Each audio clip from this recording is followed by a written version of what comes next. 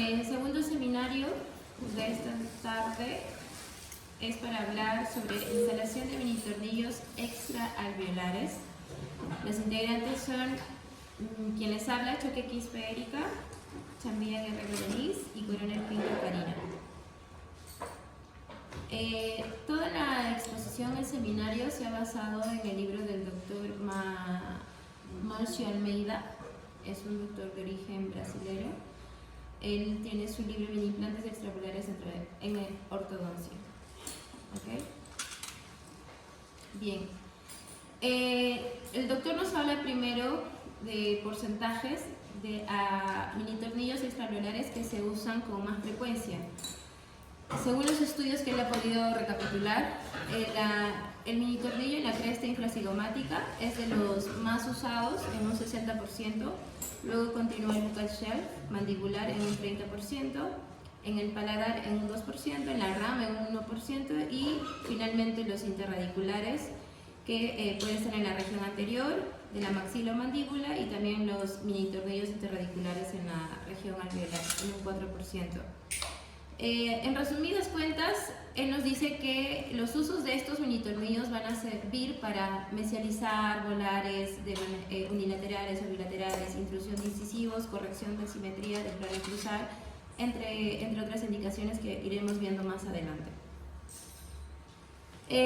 Los implantes, mini tornillos, mini implantes interradiculares versus los extraalveolares tienen una gran diferencia. Por ejemplo, ¿no?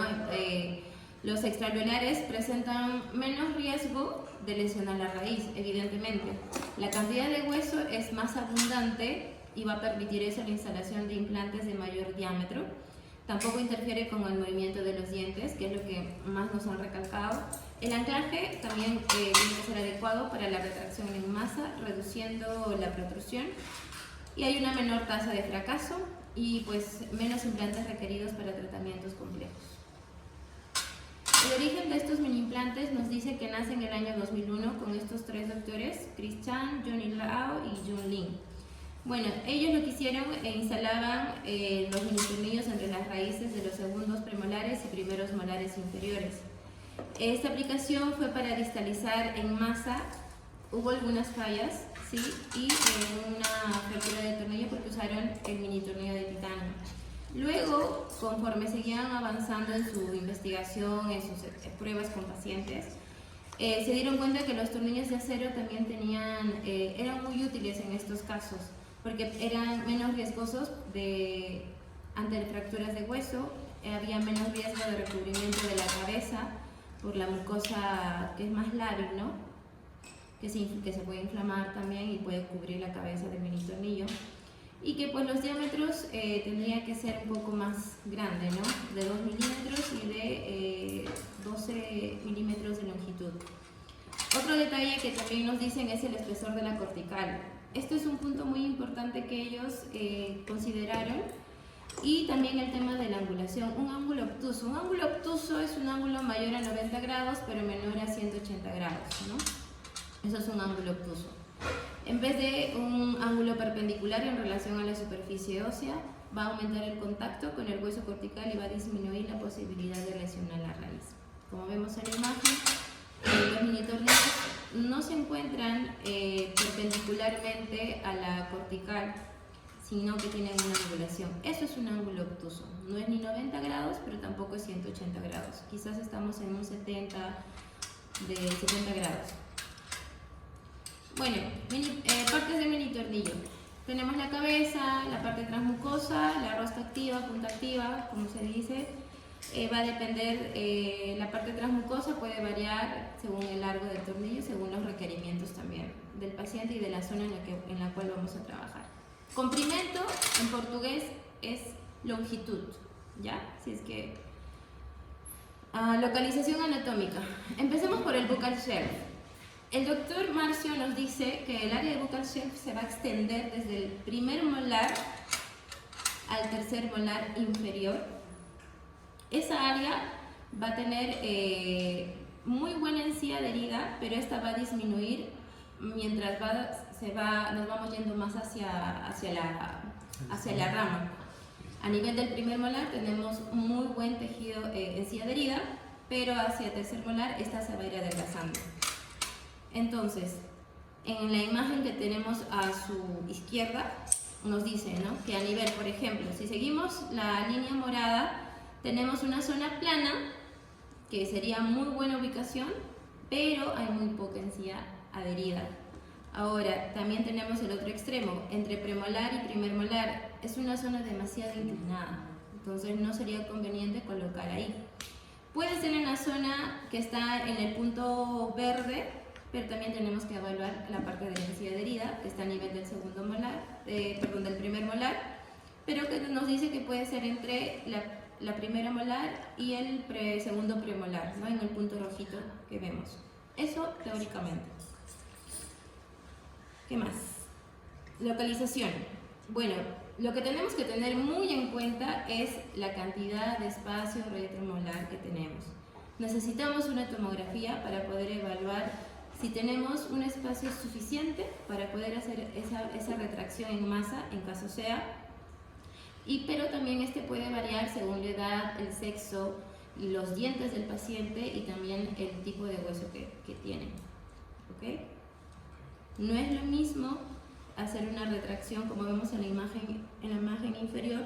Si tenemos muy poquito espacio y queremos hacer alguna retracción de arco para cambiar, por así decirlo, un paciente con clase 3 en oclusión, pues no vamos a tener espacio. Vamos a chocar con la rama. La cresta infracigomática. Este mini tornillo se va a localizar, o de preferencia en la parte inferior de la apófisis cigomática. Nos dice que hay una bicortical que más o menos tiene un grosor de 2 a 9 milímetros. ¿Okay? Los niños, por ejemplo, esta cresta se va a ubicar entre el segundo molar deciduo y el segundo premolar y primer molar superior permanente. Y en los adultos, entre el primer y segundo molar. Ha habido casos en los que también puede estar ubicado entre el primer molar y la segunda premolar en un adulto, pero por eso necesitamos la tomografía, para ver en qué zona se encuentra nuestra cresta infracigomática. Parafuso ya sabemos qué significa tornillo, entonces aquí hay una diferencia, vamos a llamarlo así. Por ejemplo, los primeros estudios que hicieron sobre los tornillos infracigomáticos, por ejemplo, lo hizo el doctor Liu, entre otros autores, y tenemos la otra un tornillo infracigomático ya más actualizado del doctor Lin y el doctor Chan. Entonces nos dicen que, por ejemplo, el doctor Liu nos decía el volumen óseo vestibular era menor, lo que él usaba, pero con la técnica infracigomática modificada, el volumen óseo era mayor porque había un poco más de angulación. En el caso de la posición también, el doctor Liu nos decía que era por encima de la primera molar, pero luego hicieron otros estudios, el doctor Lin y Chan, y nos dijo que era entre la porción distal del primer molar y mesial del segundo molar. Oportunidad de daño de la raíz. Colocándole encima del primer molar podíamos lesionar la raíz, pero si usábamos la otra técnica más actualizada, el daño era menor. La cantidad de retracción también de todo el arco era menor, mientras que la del Dr. Lin y Chan era mayor. El anclaje en ambos sigue siendo un anclaje máximo, así que no hay problema. Ahora, estabilidad. La estabilidad primaria es lo que se busca en la instalación de un mini tornillo, ¿sí? Entonces, acá nos habla, por ejemplo, de que el mini tornillo va a tener una medida, ¿no?, de la cabeza, de la parte transmucosa, de la parte activa, pero todo ello tiene que anclarse en la parte no cortical, la cortical del hueso, la encía, ¿sí?, la encía y la parte del implante, que es la cabecita. Nos dicen, por ejemplo, ¿no? Esta es una gráfica en la que nos muestra la línea mucogingival. Se dice, no se dice, no, los mini tornillos, sea interradiculares o extraalveolares, no podemos hacer las instalaciones a nivel mucoso, sino entre el límite de la mucosa y la encía adherida, de ahí la imagen. Nos menciona unas palabritas de zona de oportunidad. Esta zona de oportunidad, como les decía, puede ser una mucosa móvil, es lo que nos dice a nivel apical, a la línea gingival, o sea, un poquito más arribita. Es una posición más elevada en la colocación de mini tornillos interradiculares. Hay un menor riesgo de lesión, porque claro, si nosotros vemos que las raíces, mientras más apical vayamos, va a haber más espacio óseo, ¿no?, para poder instalación, pero mientras más apical nos vayamos, también corremos el riesgo de invadir la mucosa y que ésta se inflame y pueda cubrir la cabeza del mini tornillo. Bueno, esto es una tabla simplemente de frecuencias, ¿no? ¿Qué se usa más? Infracigomático, el bucachelo, hay más frecuencia de uso en el infracigomático para la retracción de dentición superior, se usa más en el infracigomático, obviamente, la retracción inferior, ya sabemos cuál. La facilidad de instalación, no sé si decirle facilidad o dificultad, pero están por igual. No, el infracigomático un poco más, por lo que tenemos el seno. Podemos lesionar la necesidad de un retallo de la mucosa de la instalación, la tasa de éxito y la necesidad de uso de arco de acero. Bien, ahora vamos a ir a las consideraciones sobre los tipos de mini implantes y los kits. Por ejemplo, aquí en Tacna trabajamos con la marca Morelli, ¿no? Entonces vamos a tratar Morelli, y puede que hasta PCLAB de repente sería bueno incluirlo. Yo ya más o menos más adelante voy a especificar quizás porque es algo que ni yo sabía.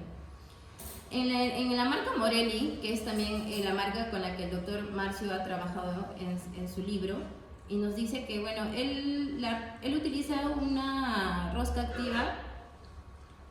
Esta puede ser entre 4 a 12 milímetros y un diámetro de 1.2 a 2 milímetros, pero siempre para extravelulares 2 milímetros. Opciones extravelulares, como les decía, de largo de rosca activa puede ser de 10, de 12, de 14 o de 17 milímetros. Cuanto mayor diámetro va a haber un mayor torque y también habrá una mayor estabilidad primaria. Esta estabilidad primaria es muy importante, pero va a depender de una serie de factores: la forma del mini tornillo, el número de roscas, el largo, la forma de la rosca activa, el diámetro, el grosor y la densidad cortical, la técnica de inserción. Hay dos tipos de mini tornillos en este caso. Tenemos las autoperforantes y las autorroscantes. No creo que me haya equivocado en la traducción, pero dice: el autoperforante necesita un fresado inicial. En este caso la lanza, ¿no?, la que nos viene en el kit. Tenemos que hacer una preparación del lugar donde vamos a insertar nuestro mini tornillo, pues el ápice de ese mini tornillo es redondeado, no tiene esa capacidad de corte.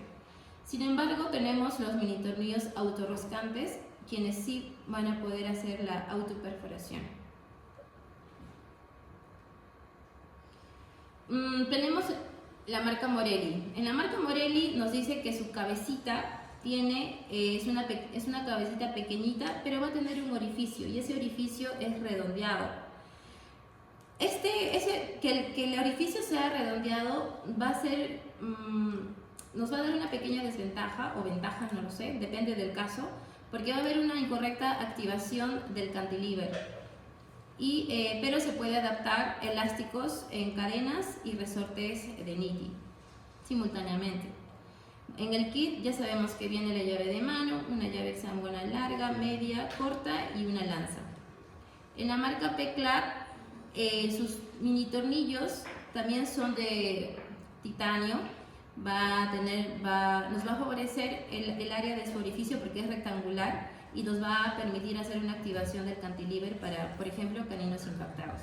Por ejemplo, estaba buscando en el catálogo de la marca PCLAB, porque es algo que yo no lo conozco mucho.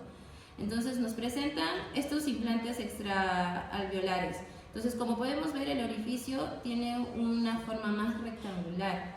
Entonces, en la que vamos a poder colocar los alambres de nuestros dobleces, el 17 por 25, el 18 por 25 o el 19 por 25. Lo único que les diferencia es el largo de la parte transmucosa. En este tipo de implante nos dice que puede servir mucho para lo que es el proceso cigomático, o sea, para la colocación de los infracigomáticos, por el largo. Después tenemos en este otro tamaño, tiene un diámetro de 2, una rosca de 10 milímetros y la parte transmucosa mide 2 milímetros. La anterior tenía un transmucoso de 9. Este mini tornillo puede ser utilizado tanto para los extraalveolares buccal shelf o para la cresta infracigomática. Y por último tenemos a este mini tornillo que puede variar en la parte activa, puede ser de 10, de 12. El transmucoso sí también va a variar, puede ser de 2 milímetros o puede ser hasta de 4 milímetros. Y puede ser utilizado también para el buccal shelf o para la cresta infracigomática. Continuando con la exposición, tenemos lo que son los mini tornillos o microtornillos extraalveolares. Primero vamos a hablar de una biomecánica de los microtornillos extraalveolares. Hay que saber que Nández en el 2010 elaboró lo que es llamado la familia de la biomecánica. Si bien es cierto, podemos dividirlo en dos generaciones. La primera generación, que es básicamente que se basa a partir de las leyes de Newton, habla de una biología, primeramente histológica. La mecánica aquí se ve en 2D, es decir, son múltiples planos, pero también se utiliza lo que es el arco segmentado, que ya lo hemos visto también en clase. Y la segunda generación, que viene a ser este tipo de biomecánica, básicamente ve lo que es la tensión, el estrés sobre el ligamento. Es decir, que en este caso vamos a verlo en 3D. Y estamos hablando obviamente de los tornillos extrarradiculares. Hay que ver primero los factores. Tenemos prácticamente 3 factores de estabilidad que van a conllevar a que tengamos el éxito de la instalación del microtornillo. En este caso hay que ver la calidad ósea, es decir, la densidad cortical y trabecular. Sabemos que existen 4 tipos de categorías según Mitch. En este caso vamos a ver la inserción si debe ser evaluada clínicamente. Ya mi compañera también había anteriormente señalado que para la colocación de microtornillos es importante el hecho de tener una tomografía con BIM, porque nos va a ayudar a saber exactamente, obviamente, dónde nos vamos a apoyar. También tenemos que ver el tema del diseño del tornillo. En este caso, las aleaciones correctas, es decir, si van a ser microtornillos de acero o de titanio. Y obviamente que la técnica utilizada. Para esto, obviamente, es para saber la angulación o la precisión de la angulación e inserción paso a paso para el control del torque determinado en lo que es la estabilidad primaria a largo plazo. Vamos a hablar de algunas consideraciones primeramente en caso de los mini tornillos. Primero vamos a hablar de lo que es básicamente infracigomáticos. En este caso, autores como Lin y Chan sugirieron que la instalación de microtornillos en cresta infracigomática siguen lo que son planos. ¿Qué quiere decir con esto? Que nosotros podemos tener el sector conocido como infracigomático área 6 y infracigomático 7. ¿A qué se refiere eso? Básicamente, también mi compañero lo había mencionado, que puede ser el mesial de la cara, bueno, mesial de la raíz o de la pieza de la primera molar o mesial de la segunda molar, como se ve en la imagen. En este caso tenemos un caso clínico, por ejemplo, un paciente adulto tratado para la corrección de que es la clase 2, así como la altera más común en la que permanece la cabeza del tornillo en el área de la encía insertada, según o la región de los molares, como podemos ver en las imágenes. Y obviamente más adelante se le va a hablar de la angulación que se le da. Acá también tenemos otro caso. Por ejemplo, tenemos un caso cuando se requiere lo que es la apertura de espacio para caninos superiores. Se instalan 2 microtornillos, básicamente para generar el espacio en el arco superior, es decir, del lado derecho y del lado izquierdo. Se observa la posición anterior del tornillo. Aquí en la cresta infracigomática, presente en la región de la primera molar. En esta situación, en cuanto a la altura, el tornillo reposa sobre el área de la mucosa, un poco por encima de la línea mucogingival, para liberar lo que son las raíces de las molares. Aquí podemos ver una tomografía para la intrusión de una molar y el tornillo fue instalado en el área de la mucosa, según el estudio tomográfico. Ilustran la posición del mini tornillo instalado entre la primera y la segunda molar, que viene a ser básicamente el área infracigomática 7. Ahora también tenemos otro tipo, es el tornillo instalado en el área de la exostosis unilateralmente para la corrección de la clase 2 y del alineamiento, que son también casos en los cuales se puede utilizar. En el caso, por ejemplo, de las consideraciones generales que podríamos, en casos de tornillos que vayamos a utilizar microtornillos en buccal shells, que quiere decir en la mandíbula, Robert y colaboradores utilizan una mecánica determinada. Acá la mecánica de la dentición mandibular producida por el uso de 2 microtornillos en buccal shell y en arco rectangular full size con resortes de Nitti, aplicando 200 gramos de fuerza constante en un paciente clase 3. Aquí va a tener 3 factores mecánicos. Va a considerar una estática determinada, es decir, ya planificó uso de arco rectangular, que viene a ser full size, con control de torque durante la retracción. 2. Constancia de fuerzas relativas provenientes de resortes superelásticos de Nitti. Y 3. La fuerza directamente aplicada en el arco, y así nace el segmentado. Resultado, vamos a tener una rotación, como se puede ver en la imagen del lado derecho, posterior del arco mandibular, sobre el eje rotacional. El giro, vamos a tener, si hacemos en una imagen nosotros, después de la aplicación, el giro del plano oclusal mandibular durante la retracción del arco inferior, cuando se usan tornillos de buccal shell, y una fuerza de retracción del arco de tornillo. Este giro va a ser en sentido antihorario, es decir, que vamos a girar en masa, por decirlo así, hacia la parte distal o la parte retromolar. Bueno, aquí también, como se les iba explicando anteriormente, estos son pequeños casos que pueden tener aplicaciones generales. Mi compañera posteriormente también les va a dar acerca de casos específicos y cómo se van a tratar. Bueno, en este caso es básicamente una recopilación, es una mecánica de retracción en masa que se va a dar con tornillos de buccal shell en la dentición inferior de una paciente con maloclusión de clase 3. Como podemos ver en la primera imagen, se ve que de una vista sagital o lateral podemos ver cómo sobresale lo que es la mandíbula. Mientras que al aplicar lo que es la corrección de o en este caso los microtornillos de buccal shell, vamos a ver el mejoramiento en sentido vertical debido al giro del plano oclusal que ocurre en la posición de la línea de acción de la fuerza, que se encuentra oclusal al centro de resistencia del arco. Va a mejorar por el perfil facial y especialmente la relación del labio inferior, que fue retraído y igualizado por los incisivos inferiores, y por eso se aprecia. Fundamentos del éxito. Para decir que el fundamento del éxito, básicamente, tanto sea en los microtornillos de buccal shells o los infracigomáticos, van a depender mucho de lo que viene a ser, como les comentaba inicialmente, del tipo de hueso, que en este caso está categorizado en cuatro tipos de hueso, de acuerdo a la densidad. Sabemos que donde vamos a trabajar nosotros es básicamente el infracigomático, que viene a ser la parte de la D3 y la D4, son huesos corticales. Entonces hay que saber específicamente entre qué zonas podemos hacer la inserción del mini tornillo, ya sea en la zona infracigomática 6 o la 7. En el caso, por ejemplo, de lo que viene a ser el buccal shell, va a ser destinado entre la zona de la D2 y la D3 también, que puede tener también, obviamente, microtornillos una mejor posición. Bueno, estos son más o menos los tamaños de microtornillos que podríamos decir. En nuestro caso, por ejemplo, lo que viene a ser infracigomáticos, que viene a ser representada por el IZC, que puede ser 2x12 o, como lo dijo mi compañera, también 2x10. Y en el caso de la mandíbula puede ser 2x12 o 2x14. Ahora vamos a entrar en lo que es los mini tornillos en la cresta infracigomática. Aquí básicamente vamos a tener que saber que al ingresar nosotros, dentro de todo lo que es la planificación, se les va a explicar luego, hay que saber que para nosotros ingresar un mini tornillo o un microtornillo tenemos que tener un ángulo perpendicular.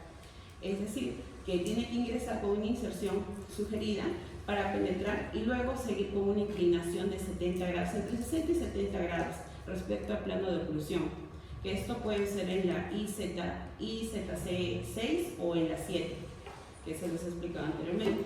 Y el contacto cortical es un ángulo agudo y aumenta la superficie de contacto entre las espiras del implante y el hueso denso.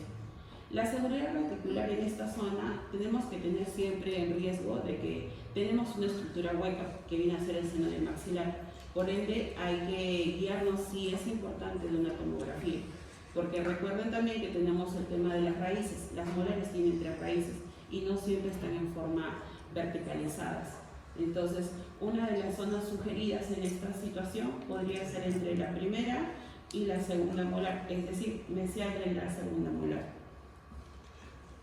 Parámetros sagittales. En los pacientes jóvenes, el infracigomático se encuentra normalmente entre la primera molar.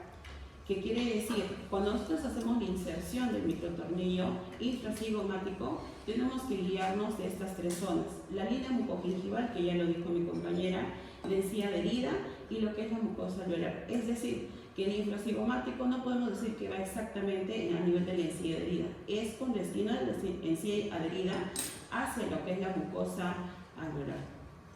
Y en cuanto a lo que son los adultos, obviamente que una zona de resguardo o una mayor seguridad se podría hablar entre la primera y la segunda molar. Protocolos. La preparación tiene que estar dada básicamente, el paciente en este caso, lo primero que se tiene que hacer es darle entre 5 ml o a 2 ml para la desinfección de clorhexidina. Obviamente que el paciente escupe, se recuesta nuevamente al sillón, ya no tiene que tener contacto esa zona con saliva ni estar cerrando boca, se le aplica lo que es la anestesia tópica, obviamente la anestesia, y se le hace la demarcación de la unión mucogingival con una punta de lanza que viene dentro de aquí, Morelli en este caso. ¿Ya? Y tenemos una inserción. Dice acá la inserción de 90 grados, pero sabemos que esa es la parte inicial. Posteriormente va a tomar otro camino que puede ser entre 60 y 70 grados, que es con lo que podemos ver en la siguiente imagen. Respecto al plano maxilar. Acá tenemos ¿sobre aquí?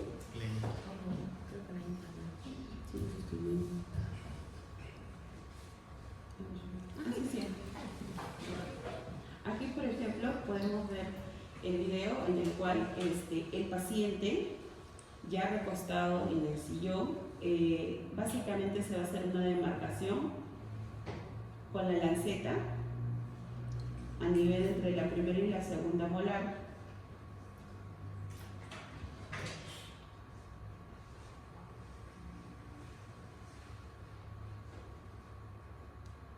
Y posterior a eso vamos a utilizar el dispositivo que viene a ser prácticamente el microtornillo extraalveolar infracigomático y hacer movimientos horarios, en sentido horario y constante. No rápido, pero sí constante y lento se podría decir, porque si no también podríamos producir una necrosis.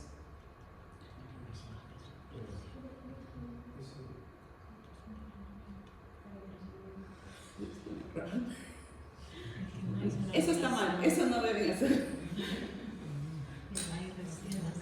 Ahí hace recién la angulación de 70 grados. Entre 60 y 70 grados.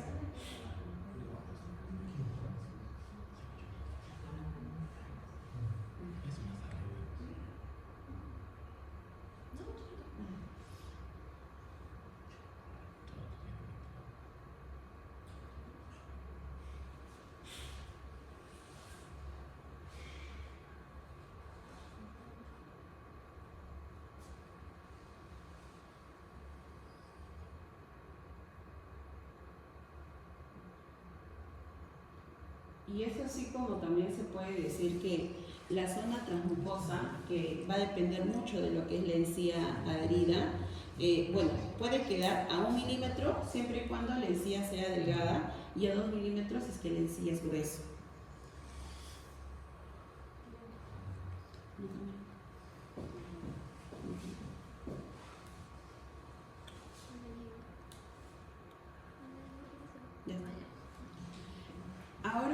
hablar de los microtornillos en mandíbula o los buccal shells,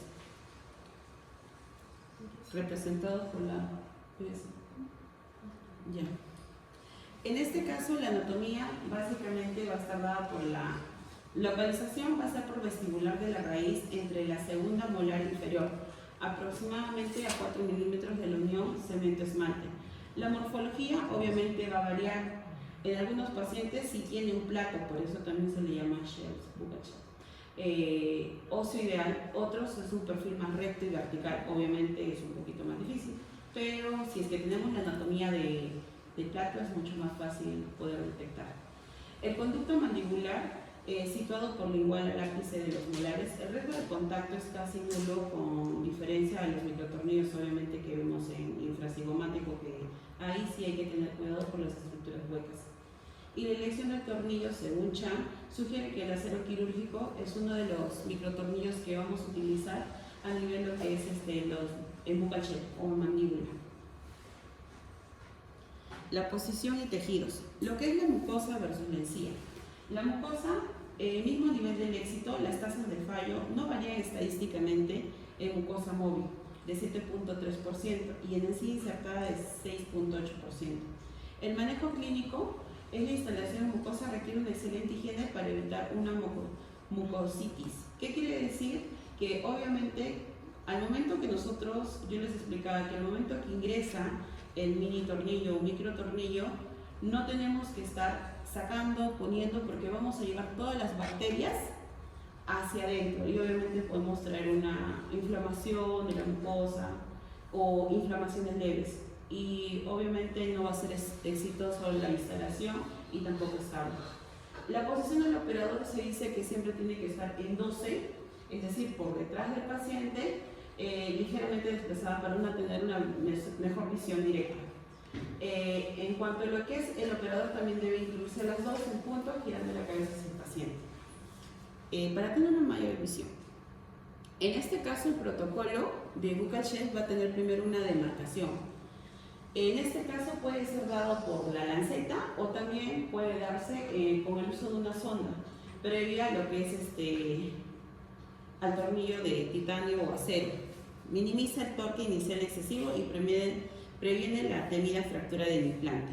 Lo que es la inserción, en este caso se dice que primero va a traer una angulación de 30 grados, posteriormente va a ser a una angulación de 70 grados. El de infracigomático era distinto. Empezaba en 90 y angulaba a 70. En el caso de las buccal shell, se da una angulación de 30 y posterior a eso sube a una inclinación de 70 respecto al plano oclusal. Y la exposición, el implante debe rascarse hacia el cuello transmucoso, alcance de la superficie, asegurando que la cabeza quede libre para anclar lo que son los resortes y elásticos. Aquí tenemos una esquematización, básicamente para saber las zonas donde están demarcadas, donde puede ir aplicado lo que son los microtornillos de buccal shells. Tenemos lo que es la angulación también en esta imagen, que va de 30 a 70 grados. Y bueno, aquí podemos ver lo que es en la zona y tenemos una imagen en la cual se puede ver una delimitación bien seguida de la mucosa o dónde va a ir anclado. Y por ejemplo, acá tenemos un dispositivo que considero que debería tener un centro de resistencia para que pueda traccionar en modo recto. Sí, pero bueno, no aparece. Y se dice cuáles son los gramos que deberíamos utilizar. Por ejemplo, si nosotros vamos a utilizar resortes, sean cerrados o sean los elásticos, tenemos una magnitud de fuerza que debemos controlar para los microtornillos. Se dice que se aplica en la parte superior, se aplicó fuerzas entre 100 y 200 sobre implantes osteointegrados durante 6 meses. Notaron que los tornillos no se movieron. Al aplicar 500 gramos, se produjo un cierto movimiento de tornillos tras los 3 meses. Estos resultados sugieren que los mini tornillos extrarradiculares deben recibir una fuerza menor a 500, obviamente sobrepasando estos gramos. La recomendación actual está entre 340 y 454 gramos. En el caso de las infracigomáticos puede ir de 220 a 340 gramos, mientras que los buccal shell puede ir de los 340 a 450 gramos. Sí.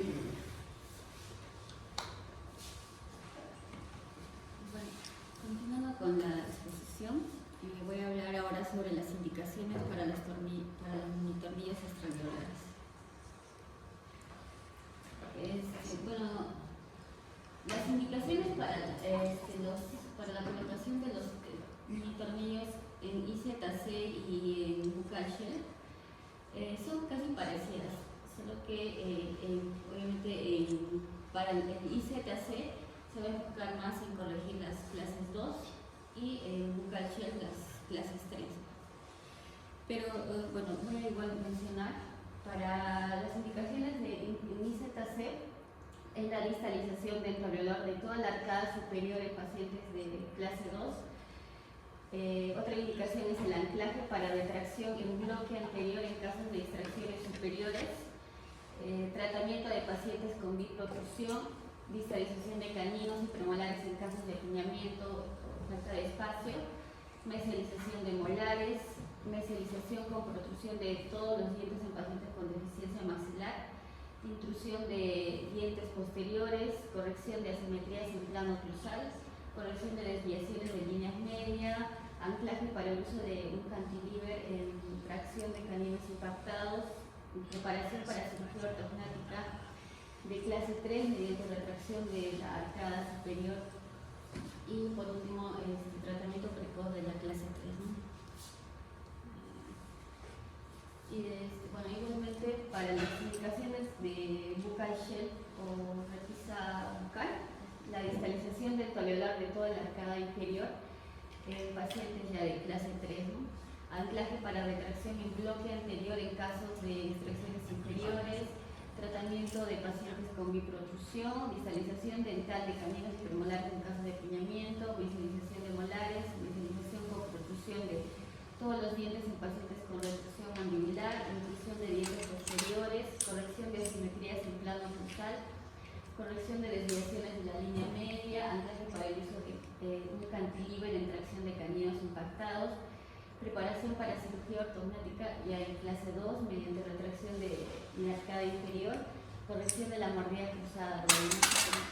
Como se darán cuenta, son las indicaciones muy parecidas. Bueno, voy a empezar detallando algunas indicaciones de los minitornillos intracigomáticos. El autor utiliza ampliamente mini-implantes extraalveolares, especialmente en la cresta intraorbitaria, ¿no? Como mencionó mi compañera anteriormente. El autor considera, bueno, él usa en un 60 y 70% de sus casos clínicos los minitornillos, la inserción de minitornillos intracigomáticos.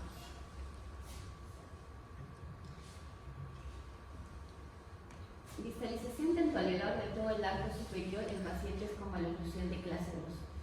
La distalización o retracción masiva de todos los dientes del maxilar superior es la principal indicación de la técnica IZC para la corrección de la maloclusión de clase 2. Una de las más prevalentes, 38%. La mayor ventaja de esta técnica es que la distalización se puede realizar en un solo paso, ¿no? Es decir, todos los dientes se retraen simultáneamente. Entonces, como vemos en la imagen, ya se ha colocado el mini tornillo entre el primer y el segundo molar, y lo que en este caso se va a hacer es la distalización de toda la zona anterior, ¿no? En un solo bloque, en un solo paso, ¿no?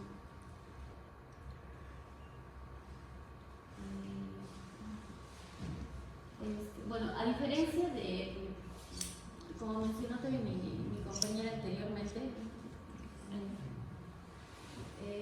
en el caso de cuando nosotros trabajamos con los minitornillos interradiculares, nosotros lo vamos a hacer en dos fases. Como es en este caso, se coloca el minitornillo entre el primer y el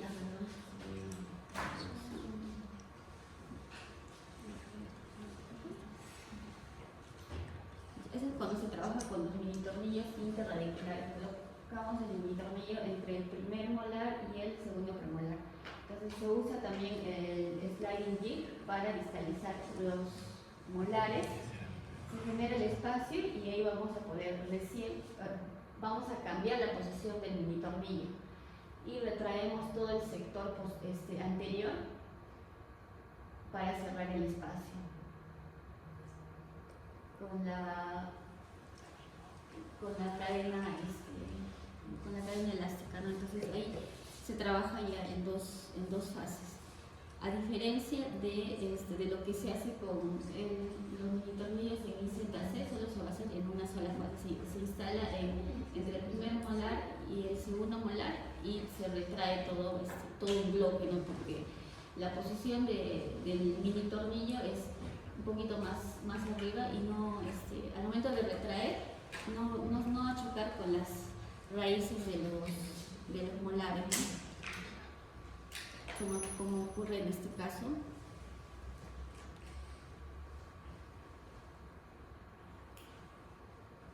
Entonces se cambia la posición porque nosotros al retraer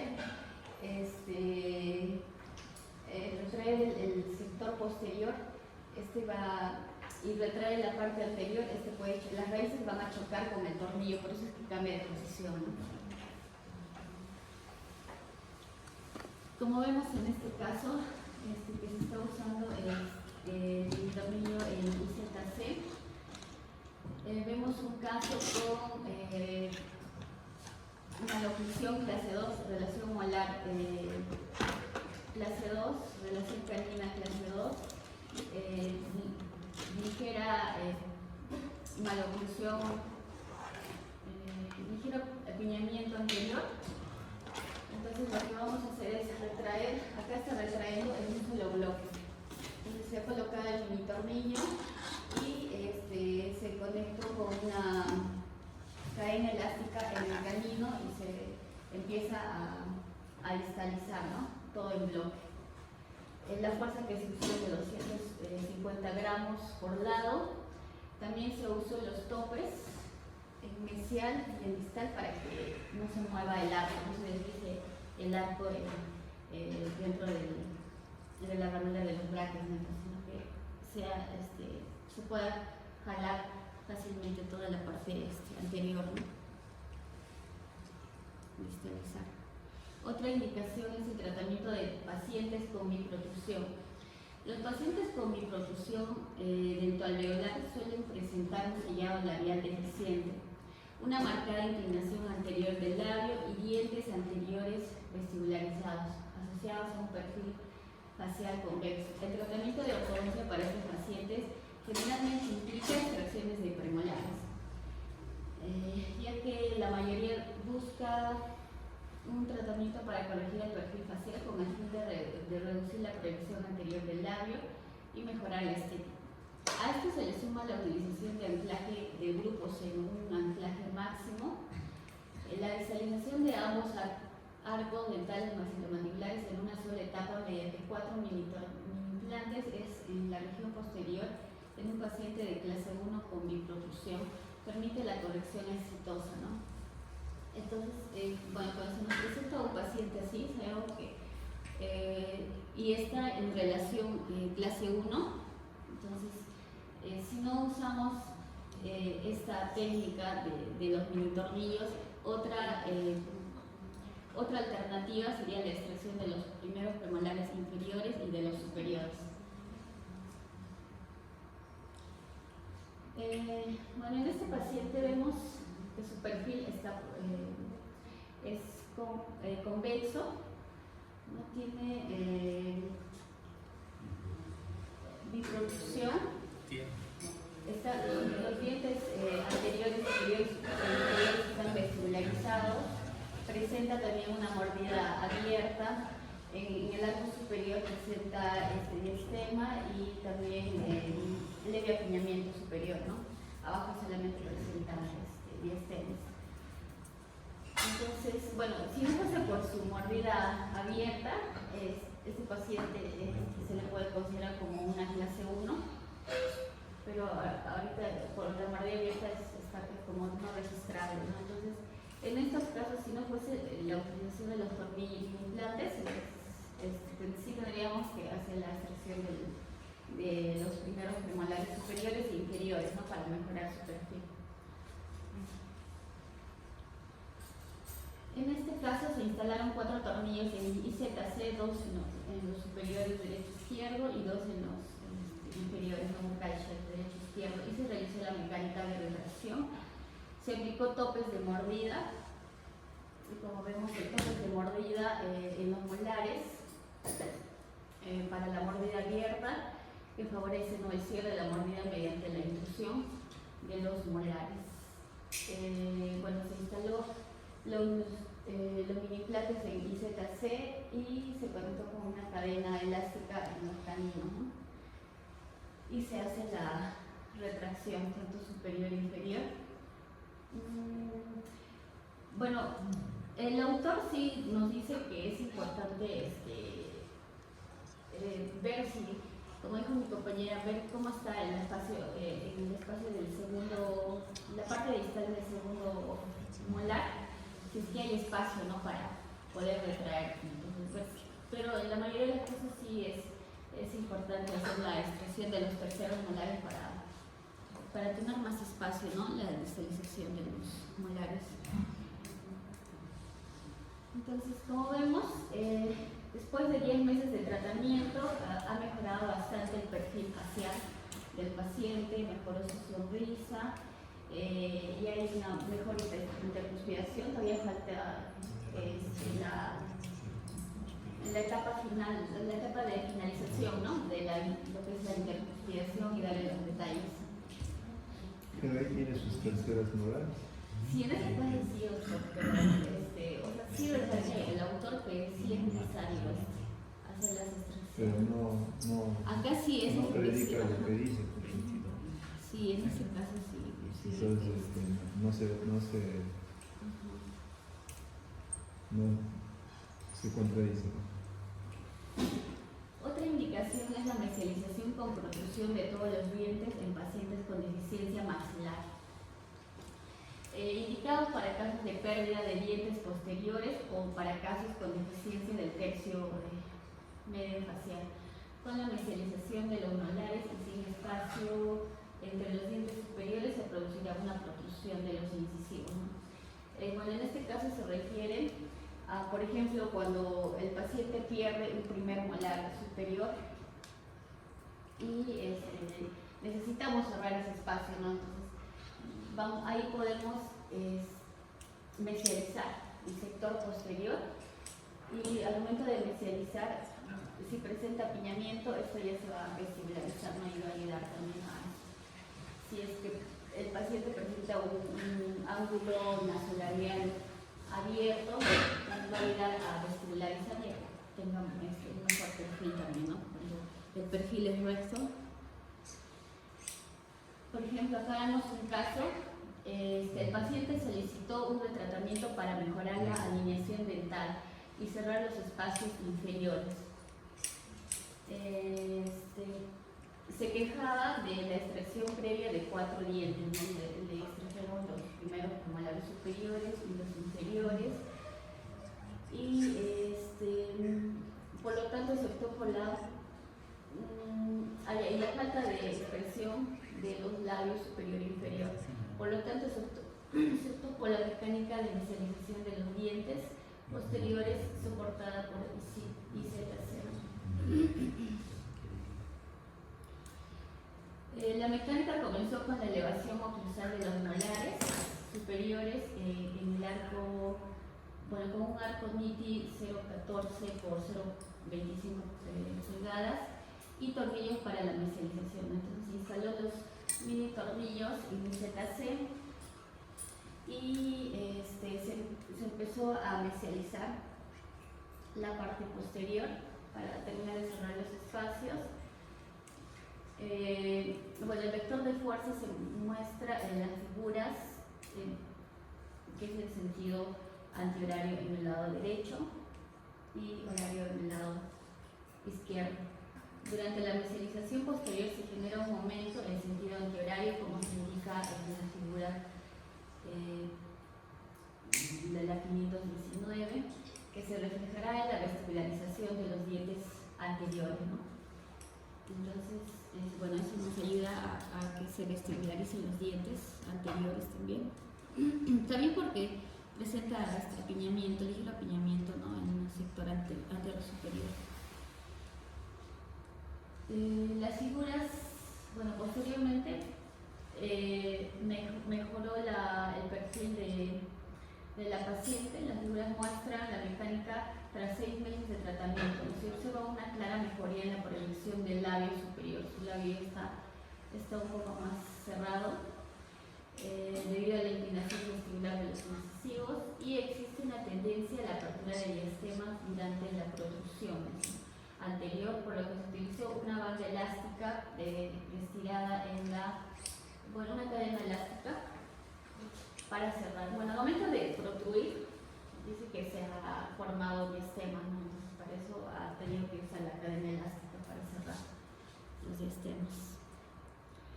Otra indicación es la corrección de desviaciones de la línea media. Como vemos, en esta paciente presenta un perfil ligeramente convexo. La línea media dentaria superior se encuentra desviada hacia la derecha, ¿no? 2 milímetros, presenta una relación molar clase 1 derecha.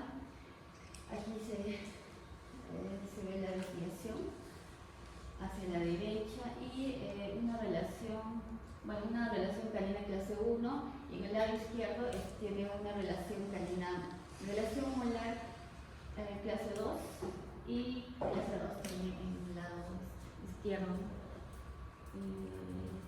Bueno, en este caso se optó por corregir la simetría de la línea media mediante tornillos en IZ6 izquierda. Se colocó, ¿no?, el tornillo en IZ solo en este lado, con una fuerza de 350 gramos. El sistema mecánico consistió en un arco de alambre de Cluniti de 14 pulgadas por 25 y una cadena elástica con una fuerza de 350 gramos, ¿no?, para la distalización unilateral, solo de ese lado, adaptada desde el tornillo directamente al gancho del camino, ¿no? Siempre sale al camino. De esta manera el camino se deslizará. Entonces ya no es necesario poner los topes, como vimos anteriormente. Cabe destacar que el tercer molar superior izquierdo debe extraerse, ¿no? Debe extraerse para esta distalización. Antes de comenzar la mecánica.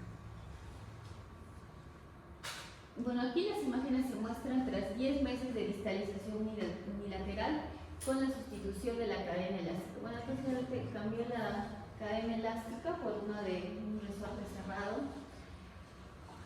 y de NITI de 9 milímetros apoyado sobre el arco TNA de 16 por 22. Entonces, observe la corrección de la línea media, mejorada la línea media, así como la relación molar y canina del lado izquierdo, ¿no?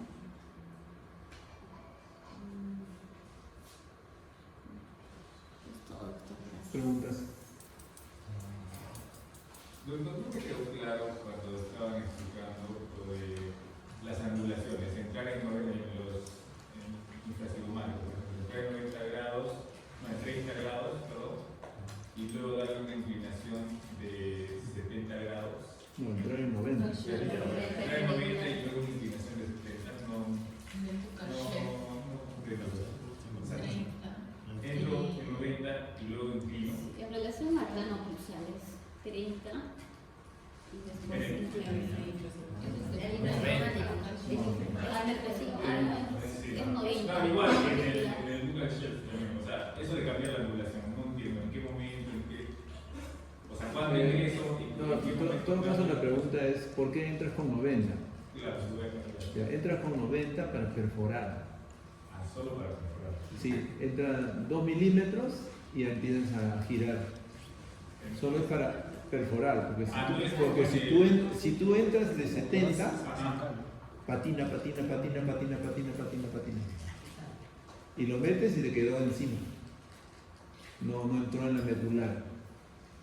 Entonces tiene que perforar la cortical entra a los 2 milímetros y entonces empieza a cambiar la angulación. O sea, es para perforar. Solo atravesar la perforación y ahí ya. Claro. Igual abajo. Abajo, esos 30 en realidad son 90 para esa inclinación de la meseta. La meseta no es así, la meseta es así.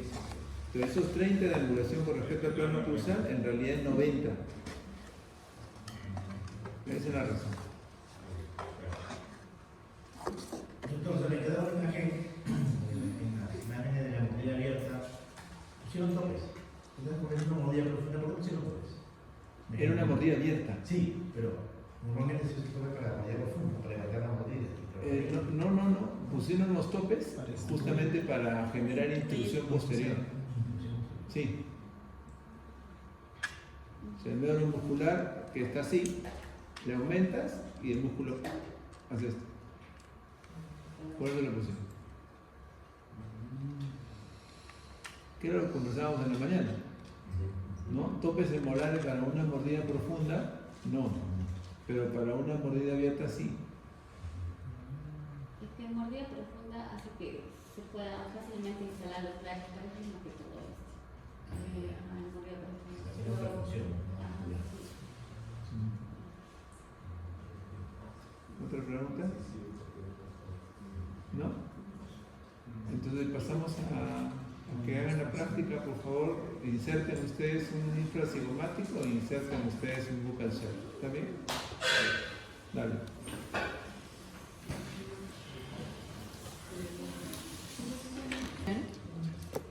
Ya sabemos el protocolo, clorexidina, anestesia. Entonces, en lo que es la maqueta vamos a tratar de ubicar, como decíamos, la línea mucogingival, el límite, ¿ok? Acá más o menos hemos tratado de delimitar, no se guíen mucho de la línea con lápiz, está un poco muy apical, bajaremos un poco más. Entonces, lo que vamos a hacer es primero ingresar en perpendicular. Perpendicular es 90 grados. Digamos que sea aquí. Y tenemos que quitar.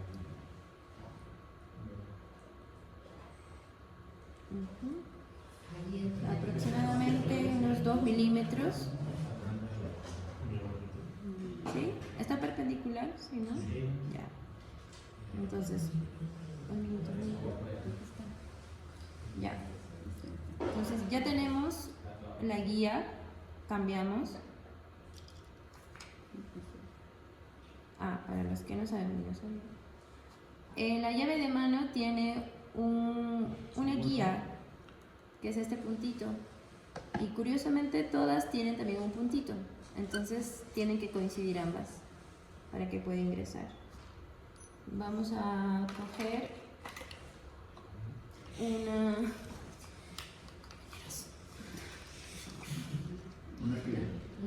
una llave de... No, acá está. Es una llave hexagonal. Esta es una mediana. Así. Y busquemos el punto. Estoy buscando el puntito, pues. Ya está. Ingreso. Ahora vamos a colocar el implante. Para mi gusto, es muy corta la llave. Debería ser la más larga. ¿La más larga? Sí. Ya, a ver. Vamos a ver. La más larguita. Déjame buscar la guía. Y ya. Ingreso. Agarramos nuestro mini tornillo con guantes desde su empaque. Y vamos a ver la puntita. Ya vemos que se ve. Ya. Una vez que lo tenemos, volvemos a ingresar. ¿Usted es zurda? Sí, doctor. Mi diestra. Ya, entonces ingresamos perpendicularmente, 90 grados. 2 milímetros. En horario, sentido, horario, ¿verdad? Una vez que ingresa, vamos haciendo la inclinación hasta 70 grados.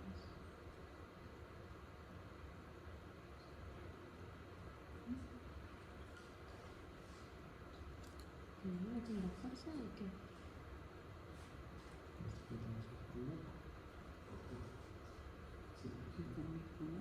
¿Está en 70 grados?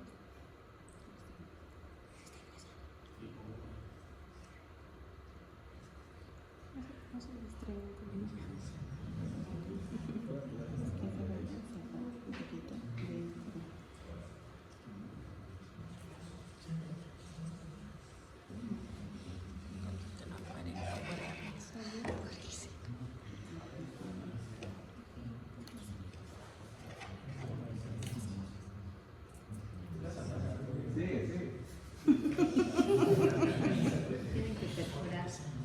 milímetros se puede perforar. Sí, sí se puede perforar 2 milímetros.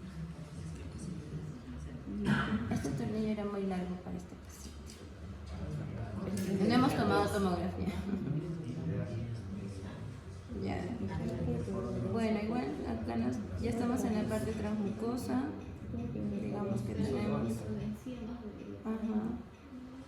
Imagínense que tiene que ver la encía, que va a cubrir igual un poco.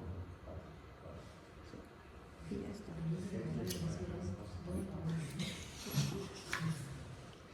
A ver, para ver. No, con respecto al Sagitario. no, sagital, para ver de lado, de lado. De ladito.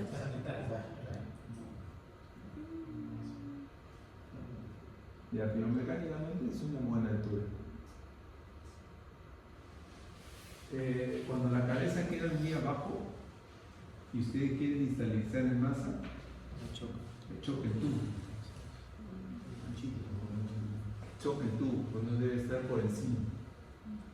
A veces te queda la cabeza, te queda aquí y quieres tú estabilizar y el tubo está tocando como ya no tubo. Ahora lo otro, ahora sí muestra el seno maxilar. Se puede preparar, ¿no? Sí, hay más probabilidad de que ese tipo de selección de abajo se perfore, pero si se pone el implante más arriba, o sea, lateralmente puede desplazar. Bueno, pero esa es la perforación del seno maxilar depende de la neumatización del seno maxilar. Ahora, es permisible como límite máximo hasta 2 milímetros de perforación. Por eso ahí yo suelo utilizar 7x4. 7 de rosca, 4 de transmucoso, que es relativamente corto. ¿Ese de cuánto es? Ese es de 14. No, pero es de 14, pero ¿cuánto de rosca y cuánto de transmucoso? Sí, es de 14, ¿no? Es 12. No, es de 12.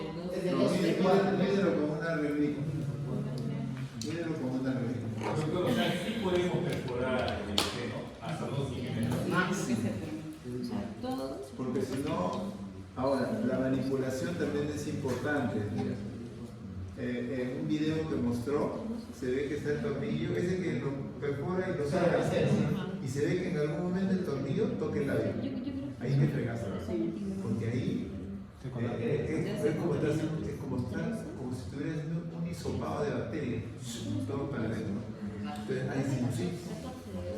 Pero si es estéril, entra, perfora y no pasa nada.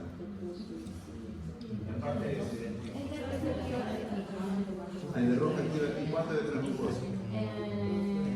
4. Entonces como de 18, muy largo. Sí, Doctor, por el promedio puede ser un 10 por 4. 10 de rosca y 4 de transmucoso. Yo uso 7 y 4. 7 y 4. Ahora, eso depende de la altura maxilar, de la tomografía. Por eso tienen diferentes dimensiones. Porque en Precla había uno que un transmucoso de 9, creo, y roscas, creo 3 tenía. 3 de rosca y 9 de transmucoso. O sea, casi nada. Ajá, ahí había Porque la rosca es para que entre en hueso. O sea, solo van a entrar 3 en hueso y... Ahí tenía una imagen, por cierto. Sí, pero 3 de rosca. No lo encontré. O sea, cada uno mide el largo. Si tuvieras una tomografía, mejor. Pero a veces no usamos tomografía, a veces lo hacemos un poco a la expertise o a la panorámica. ¿Ah? Ya, pues es de un coso de 9. Con guía, Esto es no una 9, tomografía. de rosca 8. Una tomografía saca, es como para Marte. Ahora la siguiente clase va a ser Marte. En Marte tú en la tomografía sacas la dimensión del tornillo. O sea, lo hacían la ubicación con guía técnica para la rotación. Ah, con guía quirúrgica, ya sí, lo mandamos a la villa y nos hace... No, para hacerlo, mandar para... Sí, puede hacerse con guía, pero yo no con guía. Siempre lo he hecho así. Ahora que habré entrado ahí, sí se nota que he entrado. No. Pero mucho depende de que no se contamine la rosca del tornillo. A veces lo sacan de la envoltura y están así con... Están así. A ver. Topan el labio un ratito. Uy, un ratito. Lo ponen en la mesa, la punta del tornillo tocando la mesa. Se contamina.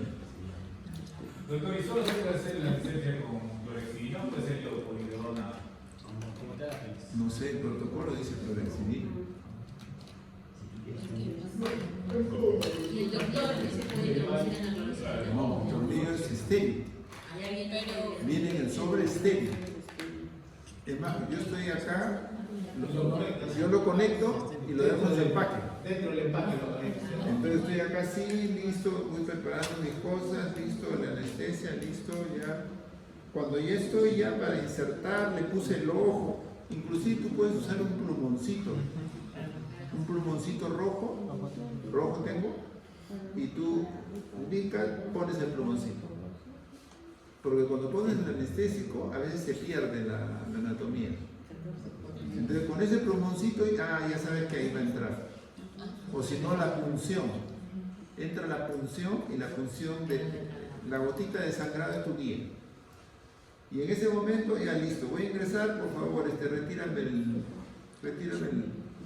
la cubierta. Me retiran la cubierta y ya entro. No estoy bandereando mi tornillo. Entonces, si cobrado rosáceo y contaminaste un poco, sería bueno. Te la juegas, claro. Otro tornillo.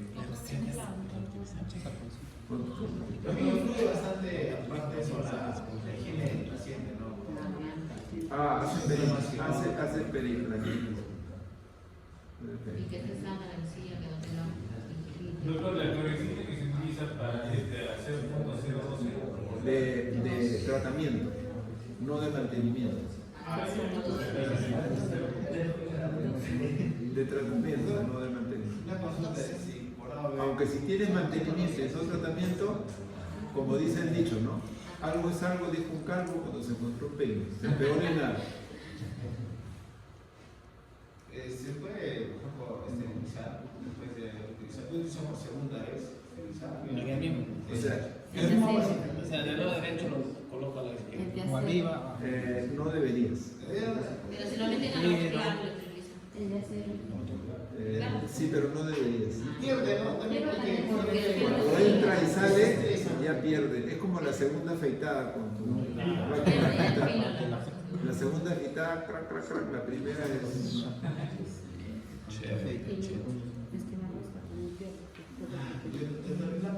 Además, un tornillo Morelli no tiene la calidad de corte de un tornillo alemán, de un tornillo RNO. O sea, hay que ser realistas.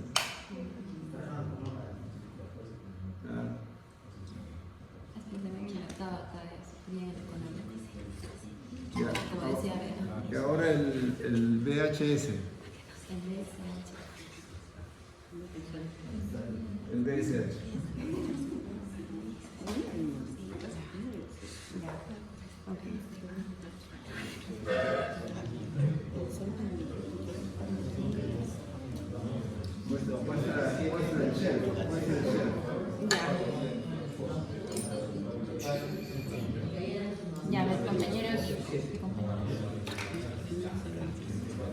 vamos a hacer la instalación del mini tornillo de bucal shelf.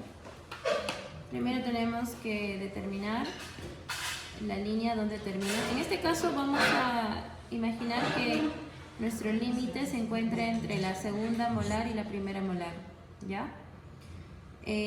Aquí la inclinación es a 30 grados, entonces vamos a coger nuestro kit. Pero en ese caso, ¿tienes un buen shelf o tienes un mal shelf?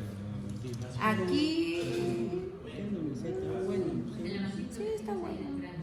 Entre segunda y primera, sí. En la segunda. La segunda tiene buen. La segunda sí. Ah, ya, en la segunda. Ya. Aquí, ¿no? Ahí está. Ya, vamos a colocarlo entonces por el vestibular de la segunda molar. El vestibular de la segunda molar. Ya. Vamos a marcar de la poquito.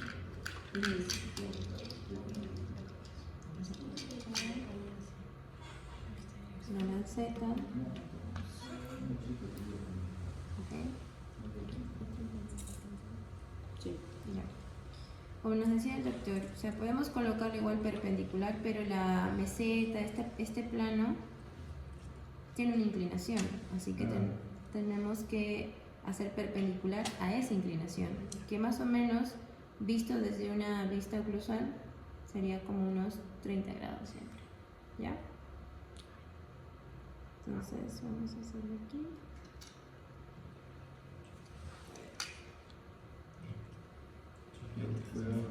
Dos mínimos. Ah, ya. ¿Listo? Amigo, tú me has dicho algo. Creo que Karina tiene más fuerza. Oye, compañero, no quiero sabotear mis conocimientos.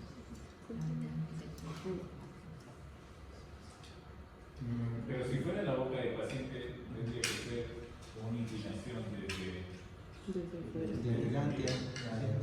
Doctor, una pregunta. Clínicamente, para colocar, digamos, este paciente, clínicamente estoy colocando en el bucal shelf, ¿hay alguna referencia? Sí. Tu dedo. Tu dedo coge el vestibular de la primera molar, la línea oblicuo externa. Línea oblicuo externa, la meseta, el shelf, acá está bueno. Oh, está a nivel de mesial de la segunda molar. Acá va a ser. Desde acá agarro yo mi plumón, aquí va a ser. Pongo anestesia, todo, ya tengo la marquita y empiezo. Es anatómico. Es anatómico. Arriba igual. Arriba metes el dedo y te vas hasta acá, hasta la base piramidal del malar. Ah, ya, sí tengo un buen hueso. O a veces es bien caído, no hay hueso.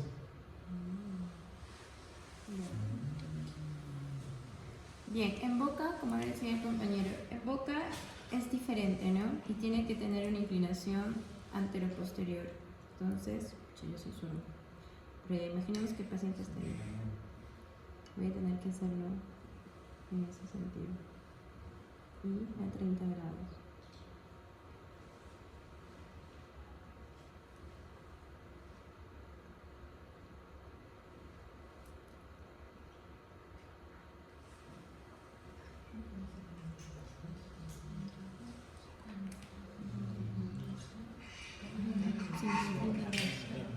Doctor, pero mientras voy introduciendo, o sea,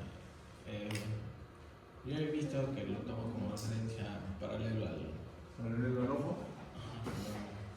Como referencia, ¿no? Con la llave. Bueno, para mí la referencia es la vista oclusal de la molar que yo tengo. Y con un cierto paralelismo y con cierta separación con el tubo. Porque si yo voy a retraer toda la dentición, yo no quiero que mi cabeza de tornillo esté topando con los tubos.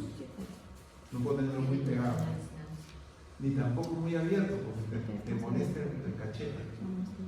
Entonces es clínico. Ahora, si te quedó un poquito pegado, un poquito para allá, bueno, ¿qué vamos a hacer? Doctor, Ya está. perdón, doctor, en este caso debería profundizar más, porque va a tocar el tubo. Para mi gusto, ahí debería estar más paradito. Más para mí. Más inclinado. Porque tú vas a jalar para acá, el tornillo está como la torre inclinada del piso. Debería estar así. Por eso dice, ella dijo, no sé quién dijo, te posicionas a las 12 del paciente. A las 12 y lo agarras vertical.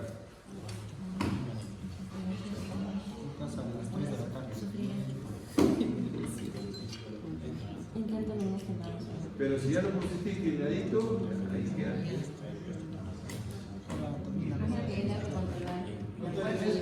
Y no se usa de titanio. Se rompe. Porque la densidad es muy fuerte aquí. Para usar titanio tienes que hacer perforación previa. Por eso titanio PEC LAC extraviolares. No. Acero. Frente. Doctor, y la carga se la aplica de inmediato, ¿no? Sí, sí, porque es mecánico. Clorexidina, paracetamol, y ahí. Ahora, que existen fracasos, existen fracasos. Hay tornillos que al mes están moviendo.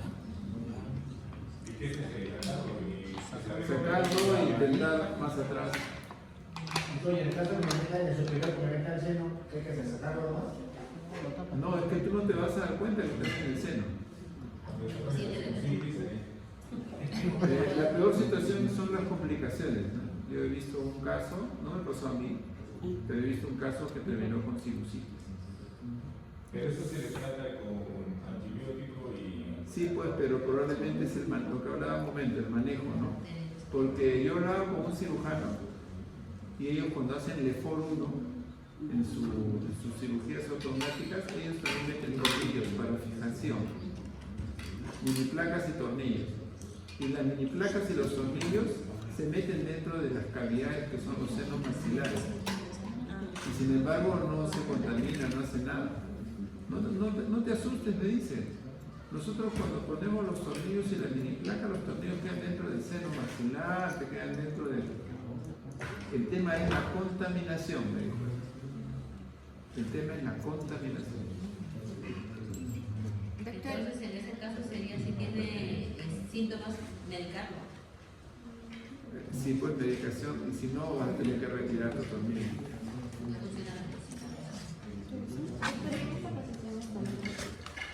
En esa posición está. Ahora, la mejor condición es esta de aquí. Porque si te inclinas un poco, no tocas raíz. Un poquito más distal. Otra vez. O más distal. ¿Ah? O más distal. De segundo a las. Más distal puede ser, pero acá el cachete es laxo. Entonces, la cosa molesta. Se tapa. Sí, molesta entonces. El doctor Chan coloca así acá. En la rama. En la rama. Pero es súper incómodo. Listo, sí, y a veces se pierden porque muy laxos. Pero a ese nivel tiene que quedar, no molesta el tubo. O profundizamos más. Voltealo. Ahí está bien. Está bien. Ahí tienes espacio para el tubo. Está perfecto. Ah, ya. Ahí tienes espacio para el tubo. O sea, está bien.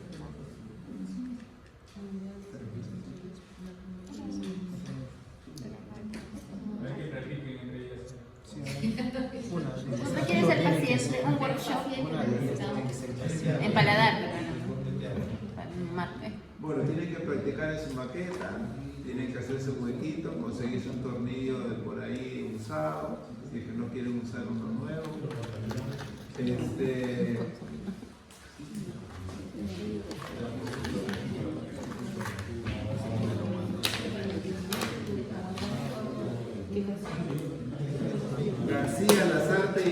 Martínez, García, Lazarte y Martínez le toca hacer Marte.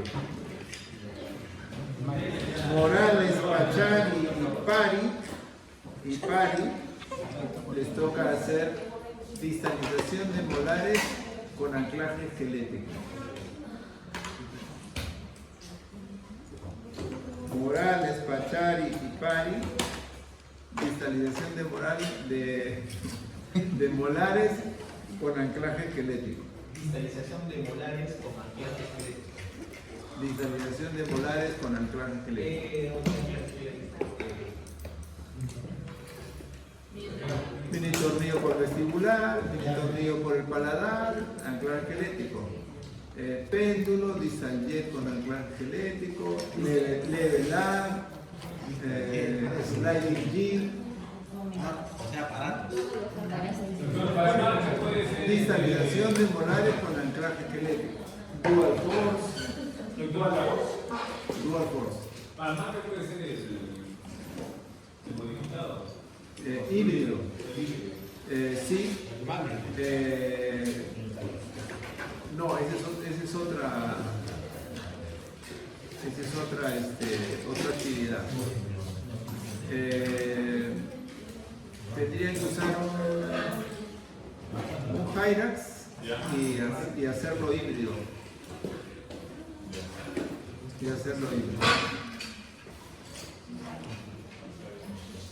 Hay artículos sobre híbridos. Necesitan comprarse su maqueta, todos, para que puedan practicar. Un cráneo no, en maqueta, en esa resina de filamentos ingresan los tornillos, salen, vuelven a ingresar. ¿Le podemos decir a la señorita para que nos... Díganle a la señorita para que les hagan lo que les falta. Ese es para todo. Ese es para Marpe, para bucal cell, para infracigomático, para interradicular, para distalización de molares, para todo. En uno solo. Ya, y sobre la jornada científica, teníamos un comité directivo. El presidente, ¿quién era el presidente? Alan, ¿qué has hecho como presidente? ¿Cuál es tu avance? Se ha hecho bolas.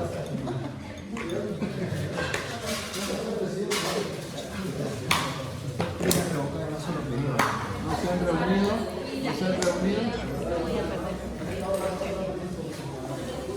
Ya el ciclo va a acabar. Doctor, yo estaba pensando de que pueda ser el 4 y 5 de julio, porque a usted también le toca venir.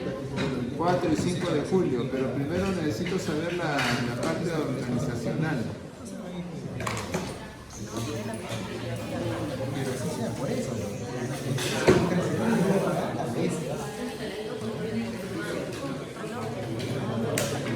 La viña tiene que auspiciar.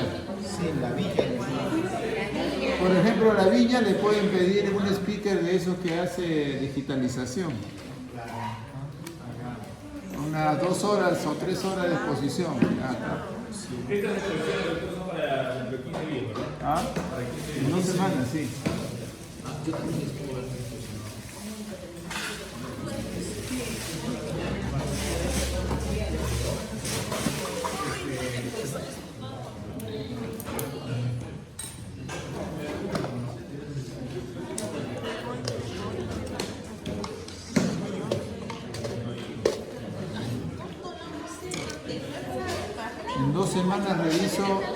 En 2 semanas reviso el resorte del ballesta instalado en un simulador y reviso el infracigomático y el BSH.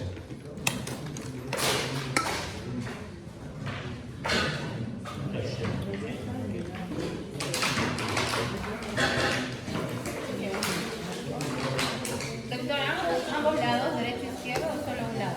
Solo un lado, cualquiera.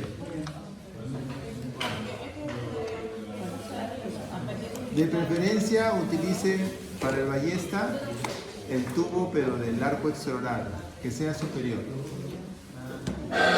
No inferior, el superior, ¿ya?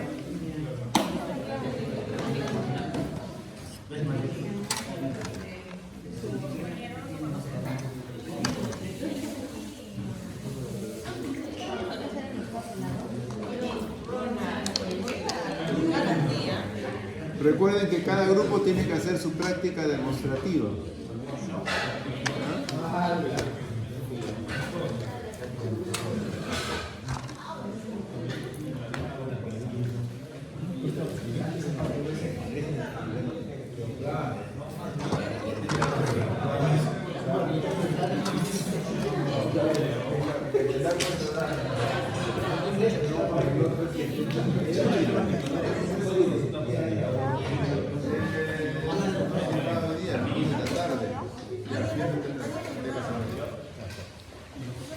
Filmen de nuevo, por favor.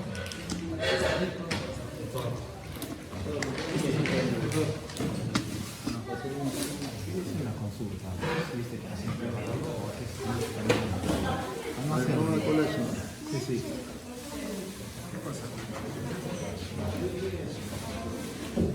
Ahí estaba pila, la que tú estabas agarrando, pero. Es demasiado. Pero, no sé. Es una clase 2. Sí, pero ese es demasiado, es muy marcado. Pero está bien, pues, mejor. Yo más quería que quería que, o sea, si me escribir esto, oye, ya no lo hago. Dije, ya no lo hago. Él lo vería es demasiado. Tendrá un marcado. ¿Cuánto tiene de